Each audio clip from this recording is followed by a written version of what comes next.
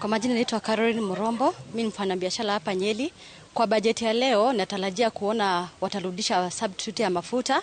Juu vitu zimepanda sana. Unga tulikuwa tunanunua 120, saizi unga ni 160, na pia natarajia waangalie elimu na afya juu principals kwa shule wanalalamika sana. Asanti. Asante. Nataka ndugu karibia kwenye runinga ya Citizen. Kwa majina unaitwa nani? Pengine makadirio yako au unatarajia nini kwenye bajeti ya mwaka 2026 mwaka 2027? Asante. Kwa majina naitwa John Mwangi, mimi ndiye mwenyekiti katika wachuuzi wadogo katika Nyeri Town. Niseme kwamba katika bajeti ya siku ya leo tunatarajia kwamba tutaweza kuona basic commodities zikiangaliwa na moja ama nyingine kwamba iache kuwa ya juu sana. Leo maisha imekuwa ngumu sana, na kwa hivyo katika hii budget ambayo inasomwa siku ya leo ukiangalia ndio imewekwa ile kiwango ya juu sana. Iko katika 4.8 trillion.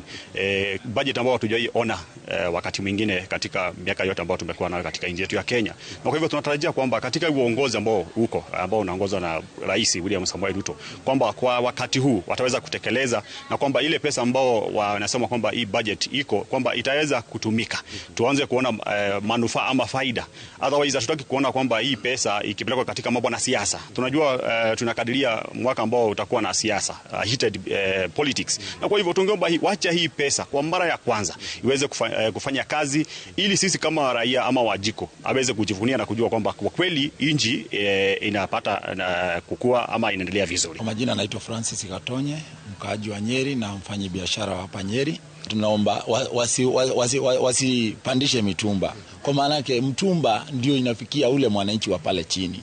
Na mimi ningependa serikali yetu tunawaomba, kwa sababu hii finance bill ambao wanapitisha siku ya leo wasipitishe ikuje iangadamishe mwananchi wa kawaida pale chini, wakati ambapo sasa hii mtumba already imepanda.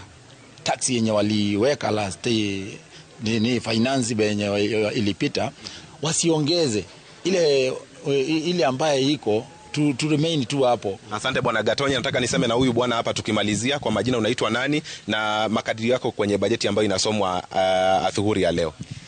Asante, mimi naitwa Mwangi wa Shira. Mimi ni mkaaji wa hapa Nyeri na mfanyabiashara. Lakini kuna kitu moja najua, hakuna kitu tunategemea katika hii bajeti. Hii bajeti ni ya matajiri, lakini maskini hawako. Hii Kenya kutoka 63 years tulikuwa tuna celebrate Madaraka Day. Tuko na watu wanalala njaa, kuna watoto wanafukuzwa shule, bado sisi hatufurahi kuwa wa Kenya. Tulikuwa tunaambiwa hii ni bottom up, lakini si bottom up. Hii ni kutolewa pesa kwa mfuko, hakuna mtu akona pesa.